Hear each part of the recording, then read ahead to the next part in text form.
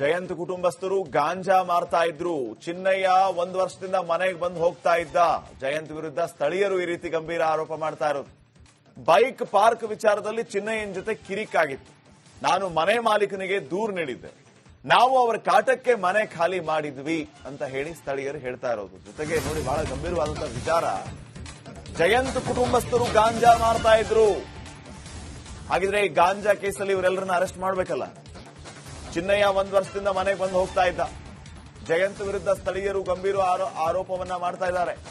Bike park ವಿಚಾರದಲ್ಲಿ ಚಿನ್ನಯ್ಯನ ಜೊತೆ ನಮಗೆ ಕಿರಿಕಾಗಿತ್ತು. ನಾವು ಇದನ್ನ ಓನರ್ಗೆ ಹೇಳಿದ್ವಿ. ಇವ್ರ ಕಾಟದಿಂದಾನೇ ನಾವು ಮನೆ ಬಿಟ್ವಿ ಅಂತ ಹೇಳಿ ಸ್ಥಳೀಯರು ಹೇಳಿದ್ದಾರೆ.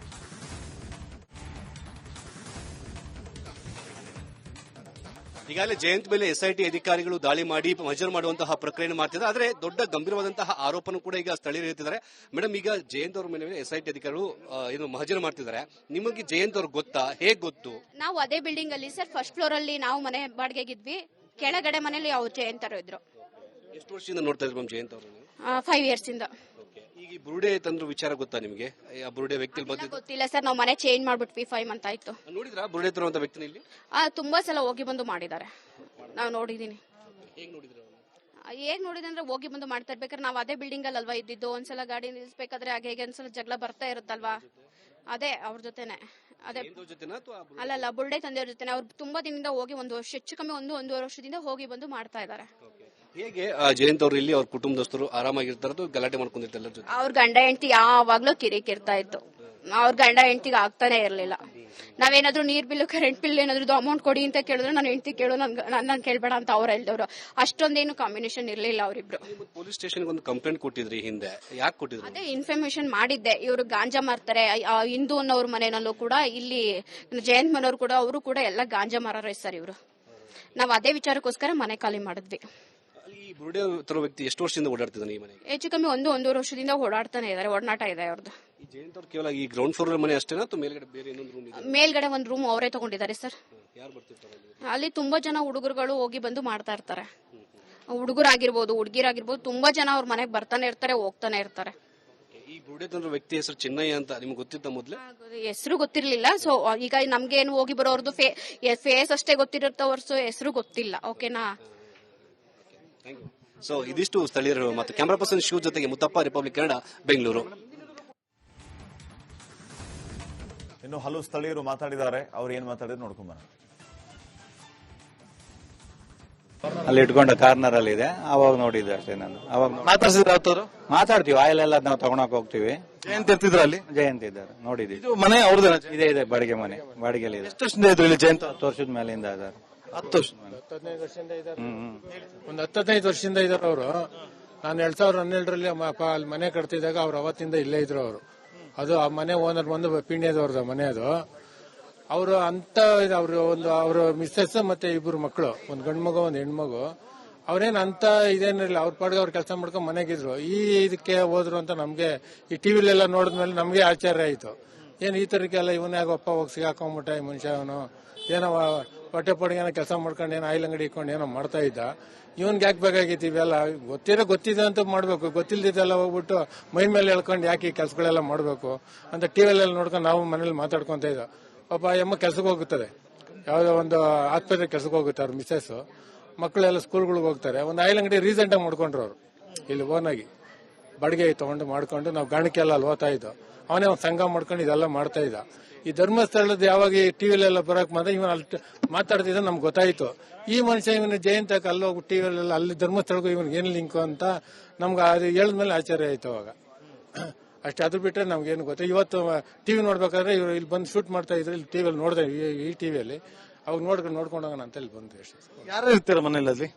ಅವ್ರ ಮನೇಲಿ ಬಂದು ಅವರು ಮತ್ತೆ ಅವ್ರ ಮಿಸ್ಸಸ್ 2 ಮಕ್ಕಳೇ ಇರ್ತಾ ಇದ್ರು, ಬೇರೆ ಯಾರು ಇಲ್ಲ. ಈಗಲೂ ಮಿಸಸ್ ಮನೇಲಿ ಇದ್ರ? ಹೌದು, ಮನೆಗೆ ಇರ್ತಾರೆ. ಮನೆಗೆ ಇರೋದು, ಎಲ್ಲೂ ಹೋಗಲ್ಲ. ಡ್ಯೂಟಿಗೆ ಹೋಗ್ತಾರೆ, ಸಾಯಂಕಾಲ ಬರ್ತಾರೆ, ಅಂಗಡಿಗೆ ಹೋಗ್ತಾರೆ ಅವರು. ಮನೆ ಯಾರು ಡ್ಯೂಟಿಗೆ ಅಂತ ಡೈಲಿ ಹೋಗ್ತಾರೆ ಅವರು. ಸಾಯಂಕಾಲ ಬಂದ್ಬಿಟ್ಟು ತಿರ್ಗಾ ಮತ್ತೆ ಅಂಗಡಿಯಲ್ಲಿ ಇರ್ತಾರೆ, ಅಂಗಡಿ ನೋಡ್ಕೊಂತಾರೆ. ಏನ್ ಅನಿಸ್ತು ಸರ್ ಇದೆಲ್ಲ ನೋಡಿದಾಗ ನಿಮ್ಗೆ? ಎಲ್ಲ ಬೇಕು ಅಂತಾನೇನೆ ಮಾಡ್ತಾ ಇರೋದೆಲ್ಲ. ಹಿಂದುತ್ವ ಹಾಳು ಮಾಡೋಕ್ಕೋಸ್ಕರ ಬೇಕು ಅಂತ ಮಾಡ್ತಾ ಇದ್ದಾರೆ. ಅವ್ರನ್ನ ಖಂಡಿತ ಅವ್ರದ್ದು ಶಿಕ್ಷೆ ಆಗ್ಲೇಬೇಕು. ನಮ್ಮ ದೇಶ ಉಳಿಬೇಕು, ಹಿಂದುತ್ವ ಉಳಿಬೇಕು ಅಂದ್ರೆ ಅವರಿಗೆ ಕಠಿಣ ಶಿಕ್ಷೆ ಆಗ್ಬೇಕು. ಧರ್ಮಸ್ಥಳ ಉಳಿಬೇಕು, ಧರ್ಮಸ್ಥಳ ಉಳಿಬೇಕು, ರಕ್ಷಣೆ ಮಾಡ್ಬೇಕು ಧರ್ಮಸ್ಥಳ. ಊರಲ್ಲಿ ಬರ್ತಾ ಇದೆಯಲ್ಲ, ಈಗ ಒಂದು ವಾರದಿಂದ ಬರ್ತಾ ಇದೆಯಲ್ಲ, ಇದೆಲ್ಲ ಬುರುಡೆ ಪುರಾಣ ಅಂತ. ಹಂಗೆ ಇದು ಬುರುಡೆ ಪುರಾಣನೇ ಧರ್ಮಸ್ಥಳ ಕ್ಷೇತ್ರವನ್ನ ಹಾಳು ಮಾಡಬೇಕು ಅಂತ ಈ ಎಲ್ಲ ಬೇರೆ ರಾಜಕೀಯ ಪಕ್ಷಗಳಿರ್ಬೋದು ಅಥವಾ ಬೇರೆ ಜನತಾಣದ ಬೇರೆ ಯಾರೋ ಇರ್ಬೋದು, ಯಾರು ಇದರಿಂದ ಯಾರಿದ್ದಾರೆ ಅಂತ ಗೊತ್ತಿಲ್ಲ ನಮಗೆ. ಒಟ್ಟಿನಲ್ಲಿ ಇವೆಲ್ಲ ಅದೇ ಪಕ್ಷ, ಅದೇ ರಾಜಕೀಯ ದುರುದ್ದೇಶನೋ ಅಥವಾ ಇನ್ಯಾವುದೋ ಗೊತ್ತಿಲ್ಲ. ಷಡ್ಯಂತ್ರ ಮಾಡಿದ್ರೆ ಅಂತ ಅನಿಸ್ತಾ ಇದೆಯಾ ಇದನ್ನ? ಷಡ್ಯಂತ್ರ ಅಲ್ಲ, ಹಂಗೆ ಅನಿಸ್ತಾ ಇದೆ. ಇದು ಷಡ್ಯಂತ್ರನೇ ಅದೇ ತರ ಕಾಣಿಸ್ತಾ ಇರೋದು. ಇದು ಯಾಕಿರ್ಬೋದು? ಏನ್ ಅನ್ಸುತ್ತೆ? ಗೊತ್ತಿಲ್ಲ ಸರ್, ಅದೇ ಗೊತ್ತಿಲ್ಲ. ಹೊಡೆಯಕ್ಕೆ ಹಿಂದೂ ಧರ್ಮವನ್ನು ಹೊಡೆಯೋದಕ್ಕೆ, ಹಿಂದೂ ಧರ್ಮವನ್ನ ಹಿಂದೂಗಳನ್ನೇ ಕಂಪ್ಲೀಟ್ ನಾಶ ಆಗ್ಬೇಕು. ಅವ್ರು ಹೇಳ್ತಾರೆ ನಾವು ಹಿಂದೂ ಹೆಣ್ಣು ಮಕ್ಕಳ ವಿಚಾರವಾಗಿ ನ್ಯಾಯ ಕೊಡಿಸೋದಕ್ಕೆ ಹೋರಾಟ ಮಾಡ್ತಿರೋದು ಅಂತ ಮಟ್ಟಣ್ಣವ್ರು ಹೇಳ್ತಾರೆ, ಜಯಂತ್ ಹೇಳ್ತಾರೆ. ಮಾಡಿರೋದು ನೋಡಿದಾರ. ಯಾವ್ದೋ ಒಂದ್ ಹೆಣ ಅಲ್ಲಿ ನದಿಗೆ ಬಿದ್ದು ಸಾಯ್ತು, ಅದನ್ನ ತಗೊಂಡು ಊತಿದೀವಿ ಅಂತ ಅಲ್ಲಿ ಹೇಳ್ತಾರೆ. ಎಲ್ಲ ಪೊಲೀಸ್ ಕೇಸ್ ಆಗಿರೋದು ಎಲ್ಲ ಮಾಡ್ತಾರೆ. ಇವರು 600-700 ಹೆಣ ಊತಿದೀವಿ ಅಂತ ಹೇಳ್ತಾನೆ. ಅವಾಗ ಏನ್ ಮಾಡ್ತಿದ್ದಿ? ಹೆಣ ಓಡೋದಾಗ ಅಷ್ಟೊಂದು ಏನ್ ಮಾಡ್ತಿದ್ದ ಅವ್ನು? ಹೇಳ್ಬೇಕಾಯ್ತು ಅವಾಗ್ಲೇನೆ. ಏನ್ ಸುಮ್ನೆನಾ 600-700 ಹೆಣ ಅಂದ್ರೆ ಸುಮ್ನೆನಾ? ಅವಾಗೆಲ್ಲ ಎಲ್ಲಿ ಸಿಗ್ತವೆ? ಅವಾಗ ಹೇಳ್ಬೇಕಾಯ್ತು. ಇವಾಗ ಯಾಕೆ ಬಂತದು?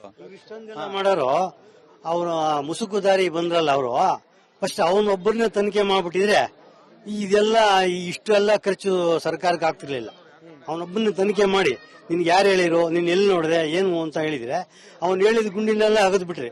ಸರ್ ಏನ್ ಗೊತ್ತಾ, ಆತ ಕೋರ್ಟ್ಗೆ ಹೋಗ್ತಾನೆ, ಕೋರ್ಟ್ ಆದೇಶದಂತೆ ಅವರು ಮಾಡ್ಲೇಬೇಕು.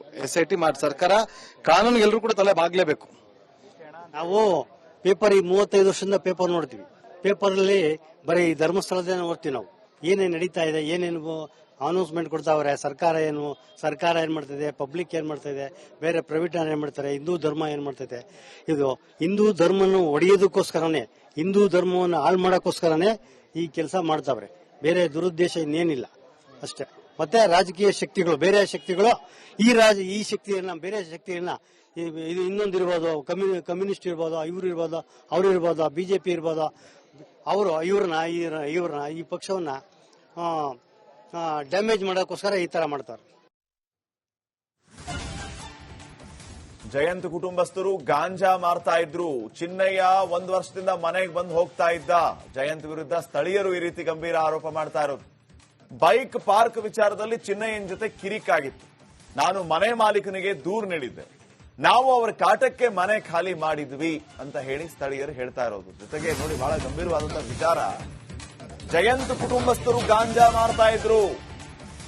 ಹಾಗಿದ್ರೆ ಈ ಗಾಂಜಾ ಕೇಸಲ್ಲಿ ಇವರೆಲ್ಲರನ್ನ ಅರೆಸ್ಟ್ ಮಾಡಬೇಕಲ್ಲ. ಚಿನ್ನಯ್ಯ 1 ವರ್ಷದಿಂದ ಮನೆಗೆ ಬಂದು ಹೋಗ್ತಾ ಇದ್ದ.